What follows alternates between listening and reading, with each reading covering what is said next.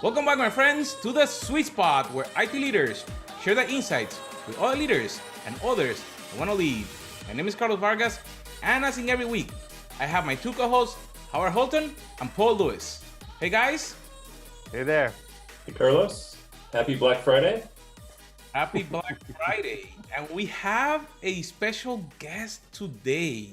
We have Monique Allen. Hello, Monique. Hi there. How you doing? I'm doing great, thanks. Thanks for having me. So I know these two guys where they are. So I think that Howard is finally enjoying a little bit of snow. Do you got a little bit of snow, Howard? I got a little bit of snow right after our last podcast, actually. It snowed like Monday night or Tuesday morning. And we got, I don't know, 6 or 8 inches, and it's pretty much gone. And Paul, you got any? So Monique and I live 5 minutes apart, and we've had rain for the last several days.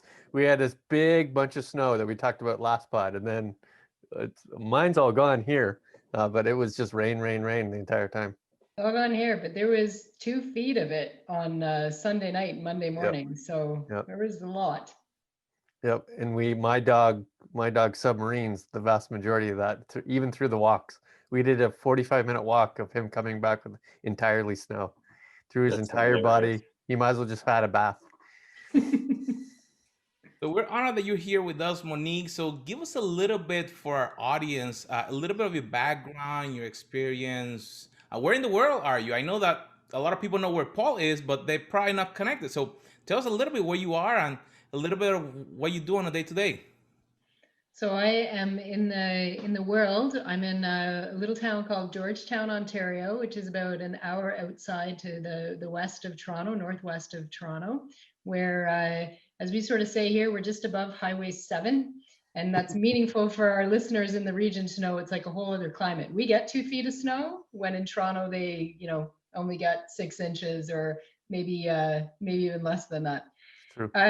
So I am right now at OMERS, which is one of the large Canadian pension plans focused on Ontario municipal workers. And at OMERS, I lead our data and technology team. So that's the team of tech that thinks about all of our enterprise technology, our investment technology, and supports our pension team with their technologies that support our members and pension administration.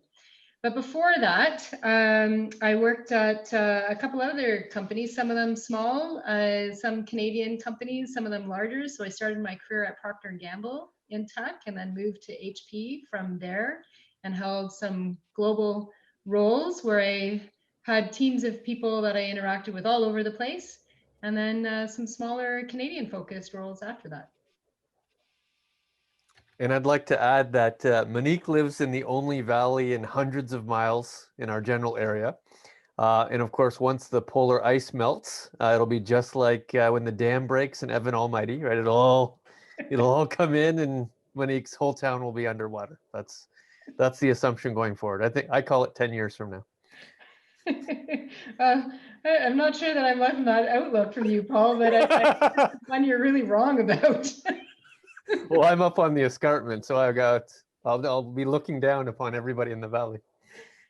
Yeah, so if you see Paul kind of wandering through the valley wearing long robes and having suddenly grown a large beard, make sure he's not building an ark because it might be time to move. Right. Something's coming. So from home products to printers to pensions. Now, you have worked and we all have worked with different teams, but let's dive a little bit with all these changes that we see people everywhere. What of a federated leadership model or an idea of how to lead people across different geographies, different areas?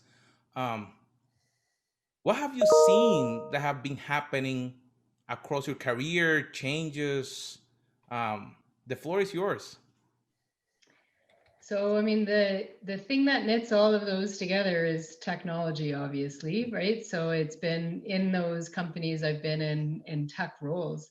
But, this is a lot easier to do than it was 20 years ago when we didn't have video and all we had was telephone conferencing and delays in sending large presentations over email that we could refer people to. I'm on slide 3 now, and now I flipped to slide 4. So it's certainly a lot easier to share and interact this way than it was in the past. But you know what, I think the biggest learning for me in all of these environments is that you've got to get to know people, and that just never changes. So it doesn't matter if you see them face to face or if you're working with them across the globe, that if you're not getting to know the people that you're working with and what makes them passionate, what they love, what's local to them, you miss that human connection. And if you don't have that human connection, then it's hard to have a work connection. And I think the really interesting thing that I see now is, we're all on the same screen right now. I actually have no idea if you are where you say you are, or if you're somewhere else, or you're right around the corner from me. So it's, as in Paul's case, but maybe he really is where his background shows that That's he Blue is. Mountain. And he's not there. So I guess that my point is, in terms of what's changed, surely what's changed is the technologies that have allowed us to so seamlessly connect now that were just not there 20 years ago. But even with the tech, if we had great tech, if you're not making a connection to the people, then it's, you lose the power of having that connection. I don't know. What do you guys think? It's funny. I had a pretty serious disagreement with somebody today. And it was an online conversation. We were having a video chat. He was in UK, I was at home, and he was talking about how leadership hasn't changed. It's kind of the same as it was a year ago, and he thinks it's going to continue on in the same pattern. And I was completely on the other side of that story. I think it's changed dramatically. In fact, I said, the managers who were excellent at managing by walking around, right? Going from cubicle to cubicle, spending 10 minutes, making a decision, maybe coming together at lunch and sitting down, having a coffee.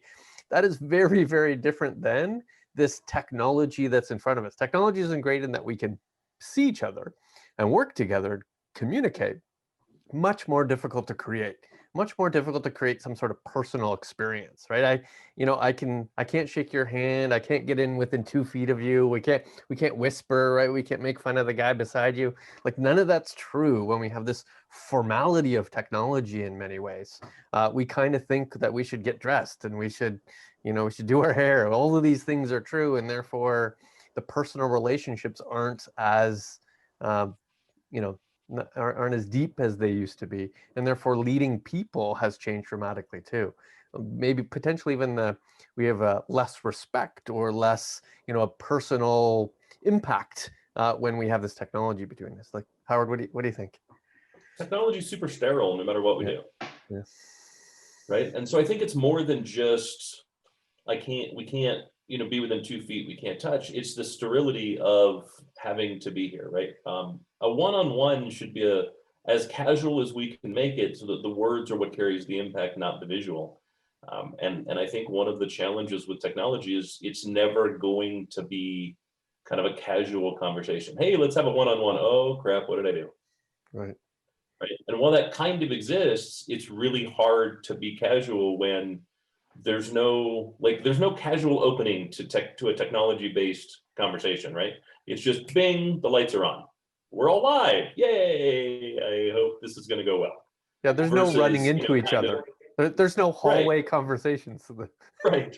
I can't bump into you and go, oh, hey, you did a great job on that thing. No, it's got to be, all right, well, let's get together and talk. Okay, cool. Are we going to talk about something It is a bit more scheduled, right? You've got to make the time to bump into each other. But the flip side of it is, and I'm curious to hear if you've encountered this, but I almost think our conversations have become far more personal, right? We've let the whole world into our homes, and we've started to learn things about ourselves or each other that give a different connection that we wouldn't have brought into the office, right? So now I can see if somebody has a cat that's constantly jumping into their lap, or children that are running around in the background, and the odd person that bops in from time to time, or people passing through the background if they are. In a way, it's almost opened the door to have more interesting personal conversations where I can ask about the background that Paul's sharing and what great trip that was that he took, or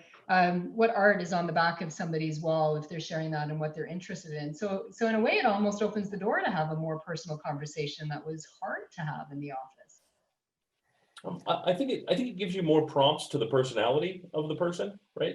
To kind of dig into that, but I don't know that it makes the conversation more intimate. I think is the word that should be used rather than personal, right? We have a lot of intimate conversations in the office. We have a lot of intimate conversations in person, and while we may be able to get personal and maybe even understand the personalities of the employees better, kind of to your point with I do get a kind of a 3-dimensional view of you rather than a 2-dimensional view. I would say, well, kind of 2 things, right? The first is you're the only one that has an actual background. Like your background is your actual background. That's right. The rest of us are all faking it, right? So, What are you talking about? well, in fact, that is Paul's vacation spot. And he's been there a very long time based on how long that picture's been up. Many a and Monday. Right. I don't live at a Gothic library, and I have tried, and that is not Carlos's house. At least I don't believe that to be Carlos's house. It's an interesting observation, right? That's and so why are the 3 of you? Why do you have virtual backgrounds on right now, and I'm the only one that you can actually see into my home? That's because all I have behind me is a white wall. That's an interesting. I moved my office, and it's boring. This is why I have a virtual background. I have a production studio here and a big screen behind me. So look at this. So we have a different perspective, and it looked like from a gender perspective, it's look as that there could be a more connection versus some of us that could see it in a different perspective. And like you just pointed, Howard, we have decided to put something that is showing like something of our personality versus Monique that is looking into, they're coming into my house. Let me invite them into my house so they can see a little bit of a difference. An interesting perspective from a leadership standpoint, looking at something different. So Monique, while you're leading your teams, you must have one-on-ones with certainly your direct leadership, and I assume others beyond that. Yeah, I do skip levels all the time. Percentage-wise, what are the backgrounds? Percentage-wise, is it usually the home?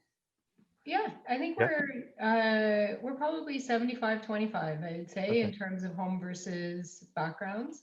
But it started that way. It was probably 100% because early days in operating in this style. So I'm going back to March, right? Early days in March.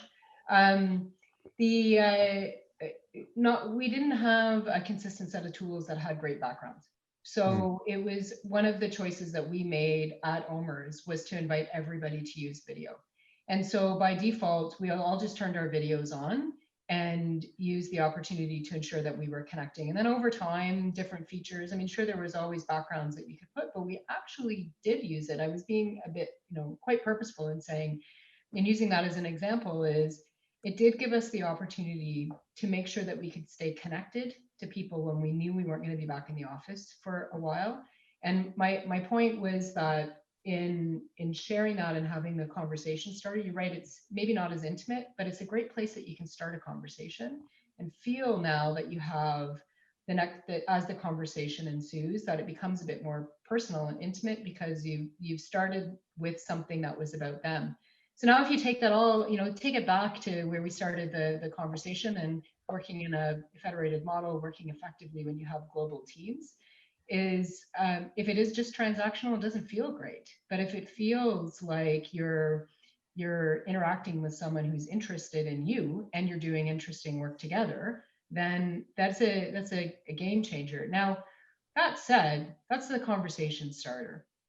I do think that I think that it takes a lot more energy and it takes a lot more planning. I think to work remotely or to work in disparate teams or to stretch that around the globe, because you do need to have a bit more deliberate attention to focus conversations like goals and objectives and results, and having agendas together and materials that you can share that do take a bit more energy to put together than when you just bump into somebody in the hallway and can have a casual conversation. At least that's been my experience. And what do you guys think? No, I agree. It has to be a lot more like the role of management has to go from some percentage of passive to 100% active, right? You can no longer rely on, oh, hey, I ran into this person, therefore I'm going to take advantage of the moment. You don't have any of those anymore, right? And one of the things that Paul and I've talked about a lot is one of the main values that high level leaders should have looked for in COVID is identifying those that you've appointed as leaders that maybe need a little bit of tuning up.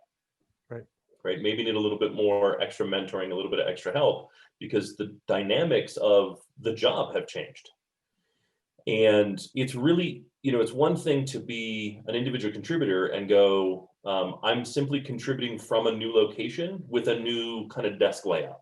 Yeah. Right. Maybe I don't have the same monitor I had in the office. Maybe I don't have the same desk I had in the office or the same chair. And so I have to kind of get used to my new kind of comfort cave, as it were. But for management, it's a wholly different thing because the job is so significantly different, right?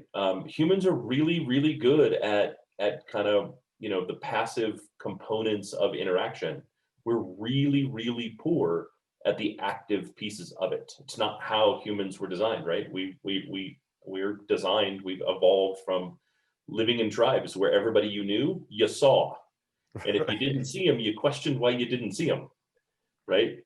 And while society has changed, you've got 400,000 years of human evolution to fight against. And we could kind of make it work when we were in the office because we saw at least enough of the team that we stayed connected, even if it was a federated, even if it was a global team. Now you're disconnected from everyone, so everything must be active.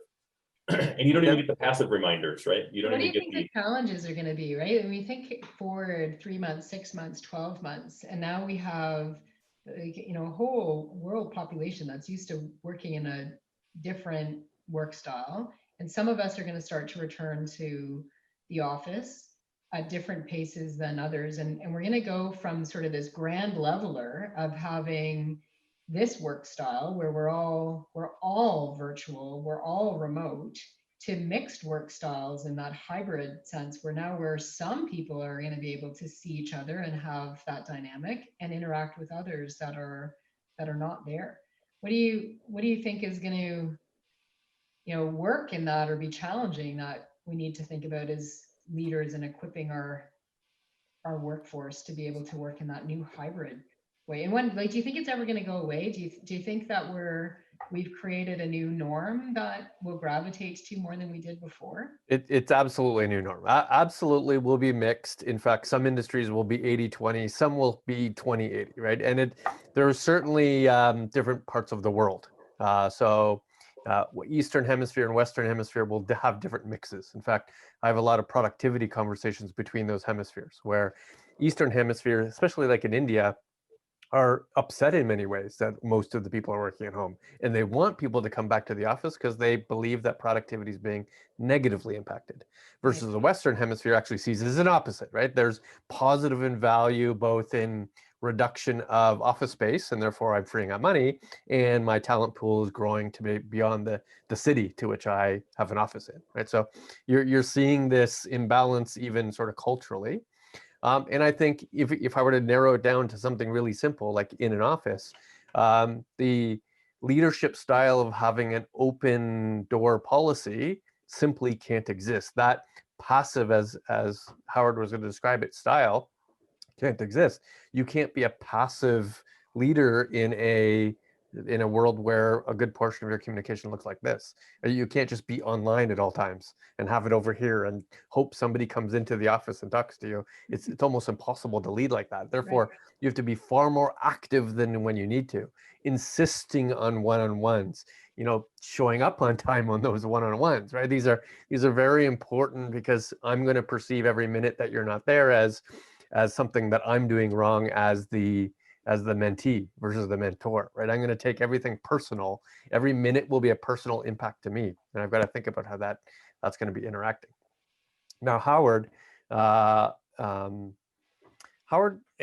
I think most of the global leaders that I've talked to, has had some advantage over the last couple of years, because you've had nobody local, right? Like Howard, you had 30 people in 17 different cities around the world, right? It was like you effectively started out not having any local teams, and therefore you had to have led in a very virtual federated world, and therefore COVID didn't really affect the general working style, right? With the exception of, like, a good portion of our time was traveling, meeting those people in person in their city, which of course we couldn't do anymore. I would say it actually, COVID improved it from my perspective, right? Because it really went from being the oddity, right? Having a fully federated, fully globalized team where you really couldn't regularly handshake anyone, couldn't regularly be in the room with anyone. And when you were in the room, it was a special occasion. Right. To now, this is the way everyone works, and so it's no longer the oddball. It's and so while I may have had a leg up at the beginning, one of the things that I think is really, really important and incredibly critical is, no matter what your model becomes, pause for a good while and take a breath and accept that good and bad have been learned in COVID, have been learned in this change, and really carry that back to whatever your new model is going to be. Even if you go back to 100% in person, which I really hope nobody does, really take a minute and go, hey, what did I learn about myself? What did I learn about my team? What did I learn about my style? What did I learn? Where are our failings? And how do I create a new set of KPIs? How do I create a new set of rules? How do I create a new set of preferential policies to say, hey, one of the things we learned was, and I love one-on-ones, so I'm going to use that as an example, is we really need to be a whole lot more proactive in our one-on-ones, and one-on-ones need to become a core part of leadership. Therefore, we're going to maintain those in the office. Even if you run into the person 12 times in the office, you still must have a one-on-ones on X or Y schedule, right? Once a week, once a month, once every other week, whatever it happens to be. But I also think it's really important too, to understand the difference between leadership and management, right? A leader looks to the past and says, how do we alter the future to better align with our goals? A manager executes policy, right? And right now is a really good time to really be both, right? How do I look to, again, what we've learned? And frankly, if you haven't changed your KPIs yet, you need to. Right? The KPIs we had in the office were really probably KPIs we inherited or found someplace else. Right? Very few of us are truly lucky enough to create our KPIs from scratch. But dispersing the team, federating the team, should really have had us looking at things going, these KPIs don't work. This KPI is all wrong. This makes no sense. Right? And really have you looking at, how do I define KPIs? And not just, you probably shouldn't even have one set of KPIs for the whole team. Right, especially when you've got layers in between. It should probably be, here's the set of KPIs for my direct reports, here's the set of KPIs for individual contributors, here's set of, you know what I mean? And really start looking at that. And then, man, I desperately hope we look at how we use space. Because the fact is, space was something that we also inherited from 1955. It really hadn't changed. If you went to an office, the office didn't look really that much different. We didn't really use it that much different. We tried a couple of failed experiments in open office design, but that, surprise, surprise, turns out everybody hates and drops productivity. But the reality is, we don't actually need to use space that way. And what COVID should have taught us is, space is the place where you collaborate. Space is the place where you get intimate.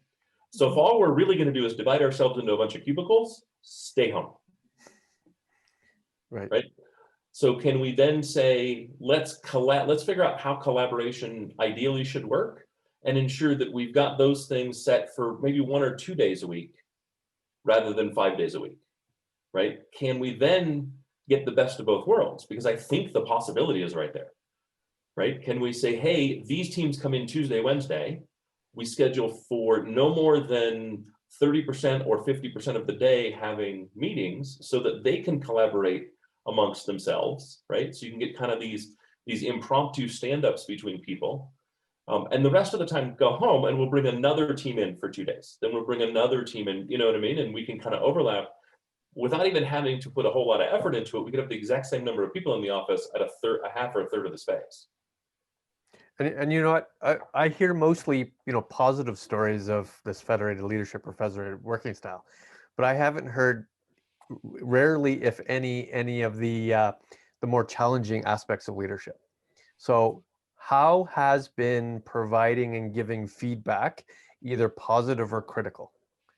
Is that being done in the same way, in the same manner, with the same courtesy, with the same emotion, with the same impact this way versus the in-person process we would have done? Like, Monique, have you had any sort of recent examples, and we don't need names, but recent examples of positive feedback or critical feedback that you've had to give realistically this way? And Yeah, was it accepted in the same way it would have before? yeah.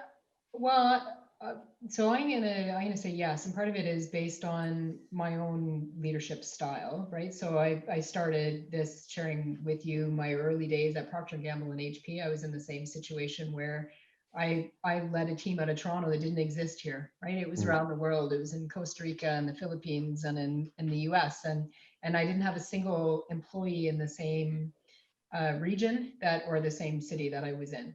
So I think it lends up, my leadership style is always one where I've had to be thinking about that. But what I've seen that has been really interesting and has had more of an impact than I expected was the ability to augment virtual channels with text. So, recently and more increasingly, I'm in meetings on Teams or on Zoom or on WebEx, and the chat's also going. So we're seeing a different kind of interaction where people are giving thumbs up or applause or building on messages in the chat channel or being supportive of somebody's response and being able to add into that. That's a really great idea. I really love that. So well said. And those kinds of things you couldn't do in a physical sense without feeling like you were interrupting, right? Like, how many thumbs up did we give when we were sitting around a boardroom table, right? Or mimicking applause in the background when someone, we didn't do that. But now we almost have a way that we can do that and have some fun with it. Now, granted, I'm going to say it's a bit generational, right? I'm seeing my younger employees really embrace that really quickly and like to have multiple modes of communication. So virtual meetings with them are a lot of fun because they're really interactive in a different way. But we're learning that. We're learning that behavior. It's spilling into some of our other meetings as well. So I actually have found it's been easy to give that positive and to start to build a culture around positive momentum and in the moment having reactions. We're all kind of trained now, right? Like, we like things when we see them, and having those, incorporating reactions into a virtual context has been helpful. It's definitely more challenging if it's constructive. And that's where I think I have had to give people some constructive feedback over the last 6 months, 9 months. And that's where I need to lean on those management techniques that, as a manager, as a leader, that you need to be thoughtful about. How do you deliver constructive feedback? And I would argue, is it really different when you're in virtual or in physical? If you're giving it in a constructive way, if you're thinking about what's meaningful, if you're including an example, if you're being helpful and bring that constructive feedback in with a positive intention. But I do think it needs to be, perhaps it's because of all of those elements that we've talked about in not having the same intimacy in an environment. In physical, you really need to be thoughtful as a leader on how you deliver that feedback, your word choices, the environment, the conversation, how you go from a constructive conversation, how do you exit that part of the conversation in a way that's engaging with the person that you're in that conversation with. And that I think is definitely more difficult when you're in a virtual environment, but the principles, I think, should be the same. And if you're going to have a great constructive conversation with someone in person, maybe it'll make those even better conversations when we do go back to face, because we'll have practiced some of the prep for the the hard conversations that will make them, that will prep for them as well in the physical world, as maybe more than we did before. How about on the example side? Because like a lot of the leadership feedback that I would have both received and provided, positive or negative, has been based on an observation, right? I saw you in a meeting, I saw you in this interaction. Very rarely is it, a single circumstance, we've had one meeting like this, or a single document that I've looked at. It's observations over time. But if we're interacting less, right, because we're working by ourselves more, is that giving us less opportunities to look for those feedback examples? Yeah, it's a great point, and I think then the examples probably come to circumstance. I spend a lot of time with my leaders online, so I can't think of examples where I don't have that same interaction. If anything, I think we have more intentional interaction than we did before. So I can't think of that with my leadership team in a way that I haven't seen them interact. To be able to give them that contextual feedback. Okay. I can, however, see how circumstances create risks for employees if there's been a management change, if somebody's resigned, if there's a gap, and they have now a interim leader in place who's maybe not connected with the work they do. I think it is really easy to lose someone quickly, right? Lose someone, what I mean is lose their feeling of engagement, lose their feeling of connectedness to the work if they are not in a physical space and they don't have those forums to connect with people. So maybe it's less about, I think you're right, Paul, right? If you don't have those examples to give people, you can't give feedback. So you've got to make sure that you've got engagement happening in a way that you are interacting with people, and maybe that engagement and interaction is happening in different ways.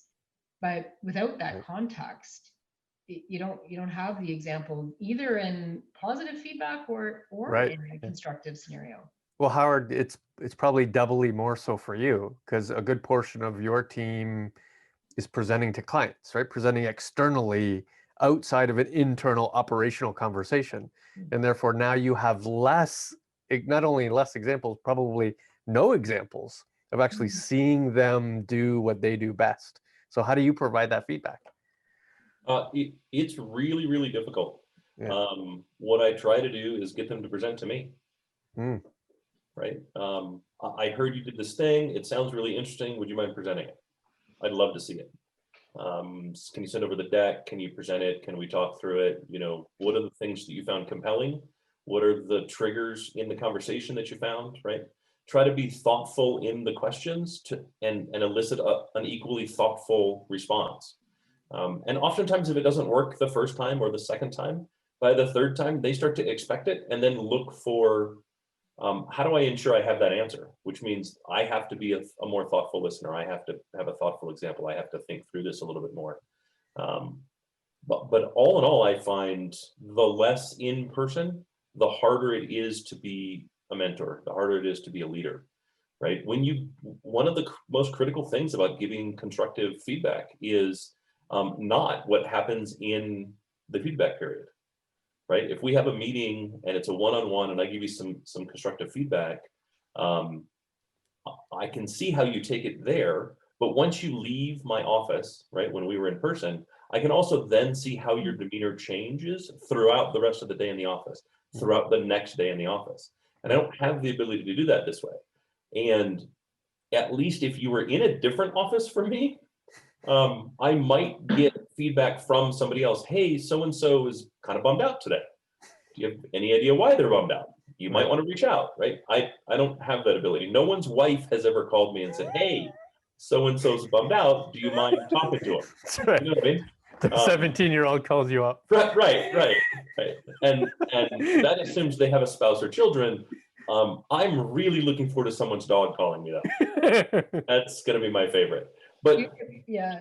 Right. But it means it actually puts more of the weight back on us, because then we have to follow up to the constructive. Right. We kind of almost have to schedule another meeting. Okay, so we talked the other day about this. I'm just curious what your thoughts are. I'd really like to now hear from you now that you've had a chance to reflect. Right.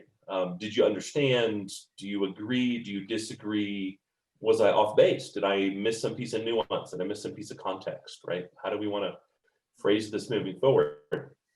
Just to I think you ensure that, raised some great points, right? And it comes back to like how there's some things that happen in the physical world. And when we think about being compassionate human beings, all of those feedback sensors that we get in the physical world and seeing how somebody's demeanor is, I think it's such an important thing. And I think it's at our real root of how what's the back to that connection, right? The human connection and the compassionate, and we lead out of that space of intention for compassion. So if we don't have, it's easy to get when it's positive, right? I think it's or maybe maybe even the appearance of it is easy when the appearance is positive, but you might argue it's also easy to put on a facade for 60 minutes in a virtual setting, and then we don't see how people react when they turn their cameras off, and we don't see if they're just really good at showing up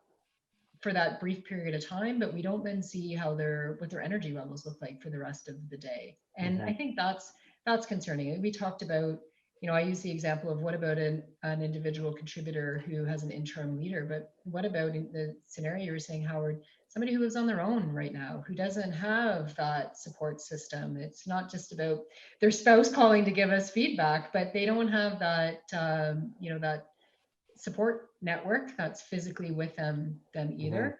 So those are all the cues that are really, really hard to take right now, as we're trying to get a sense of where not just where people's heads are at and how they're performing, but where their hearts are at when we can't see them. yeah, I wrote a thing called The Death of the Tribe. And it was really all about, we have replaced our tribe with work. Right. Right. It's often, if you were to create a Venn diagram of everyone you hang out with, right, recreationally, and everyone you work with, and you did that over time, I would imagine you'd see those two circles coming closer and closer together, forming more and more overlap, right? You may not know all your neighbors' names, but you know everyone that sits near you in a cubicle. Right. Right. And one of the challenges to work from home is all of a sudden we've shattered that tribe. We've shattered that work tribe. And part of the value to a tribe is support, without a doubt. Right. And when that is casual, especially in people that are closer and closer and closer to the Asperger's scale or the autism scale, right, who don't get social cues easily, it becomes harder and harder and harder to reach out. And we're not good at the active part. We're really good at the passive part. So it's easy to run into somebody in the hall and go, hey, you feel different than you did yesterday? Something about your demeanor. Would you like to talk about it? Infinitely harder when we're all in a meeting. We're all supposed to be turned on. We put on a happy face, right? And we join the meeting. It's far harder to then go, I picked up on a cue that was 1/8 of a second from a person who wasn't speaking at the time, right? And I think that makes all of it much harder. And as leaders, it really does fall on us to have a better understanding of our team and really kind of make a little extra effort and realize that, part of a one-on-one, part of a team meeting, part of mentoring is ensuring that your people are in decent mental health. And I say decent specifically because I'm not asking anyone to be a psychiatrist or psychologist. None of us are certified therapists. If you're a certified therapist, fantastic, have at it. Otherwise, just try to make sure to be a little extra human, for lack of a better term. Yep. And knowing that there's an acceptable level of depression in these current times, right? We're not supposed to be equally happy as we were a year ago. We're supposed to have an impact on us and our family and our extended family. This is okay, and be comfortable with its okayness. Well, there's always a pendulum of happiness that we should be accepting. Yeah. Right. Even if we're in the office, even in the before times, it was never okay. We're never supposed to expect everyone to be equally happy. It's a pendulum. Right. But to your point, now that pendulum has become far wider. Right. Right. And what we really want to make sure people understand is the tribe still exists. The tribe is still here. We're just a little more disparate. And so how do we figure out ways to pull that tribe back together? So a great way is encourage sorry. team members to talk to each other. Do you find yourself leading with a bit more humility, a bit more vulnerability in these times than you did before? And if you do, would you continue to embrace that in your management and your leadership style when we do get back to a place where we see people in person more than we used to? I would say 100%. I would say it's much more likely that I lead and communicate with far emotion than I did before. It's much more likely that I now appreciate that we're all in the same boat and therefore we're all likely feeling the same. And I'm much more likely to take that going forward. That in another circumstance, in 5 years from now, if in fact we're all back in an office, I will likely still maintain that theory that working is between 9 to 5 and we all go home and we all make dinner and we all feed the dogs. Like it's all things that we do. And that's our primary concern, not 9 to 5. And that should be sort of the emotional consistency that we should go forward with. So I look at it slightly different. I look at it much more like the Titanic has sunk and we're all in different boats more than likely, right? We were all in the same boat. Now we're all in different boats. But it still involves a lot more emotion, involves a lot more humility, and it involves a lot more outreach, right? Because some people didn't get a boat. And so it's up to me then to reach out and help pull them into a boat. If I see them and I'm not the closest boat, it's up to me to point it out and say, hey, pull that guy, pull that girl, pull that person into your boat, right? Really make an extra effort. And I think it extends more than just to fellow employees, right? I've noticed it more in meetings, right? I've noticed more pauses away from business into the more personal to try to get some sort of connectivity just to other humans. And although, you know, I'm not generally the most smooth person with that sort of stuff, I find a lot of human interaction to be awkward. I find it really comforting that we've gone the extra effort, that we've become like more human in all of our interactions rather than less human, even though we're faced with technology. And I think going forward, the best we can do is remember that none of that was a bad thing, right? Breaking out of the rigid structure that we had set up was a false dichotomy to begin with.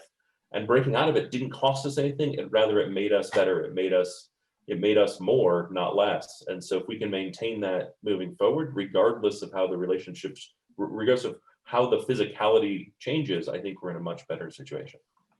Yeah, it would be a real shame, wouldn't it, if in years forward we look back to just going back to the way things were and didn't take some of the gems that we learned in this. And I think those are the gems, right? We know it as leaders that humility, vulnerability, we know that makes a connection, and we find it's maybe not as easy to do as we think we would, and it seems kind of counterintuitive, doesn't it? Like showing up as human beings, right? Shouldn't that be natural to us? But it's easy to get focused on results and outcomes and busy days and pointed conversations and forget to take the time to ask people how each other are doing and to share, not just answering, okay, yeah, I'm good, but sometimes, and particularly as a leader, being able to share, yeah, today's just not as good a day, and that's okay too, right? And that we can have, back to your point, Paul, that I actually think, Howard, you made it as well in terms of having decent mental health,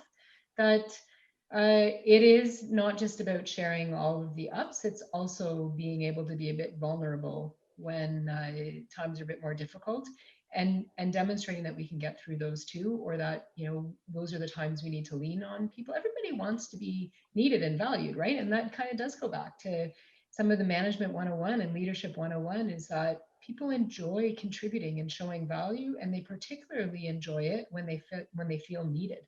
So what a great opportunity to come back and bring those really personable attributes of humility and vulnerability and connection to the workplace.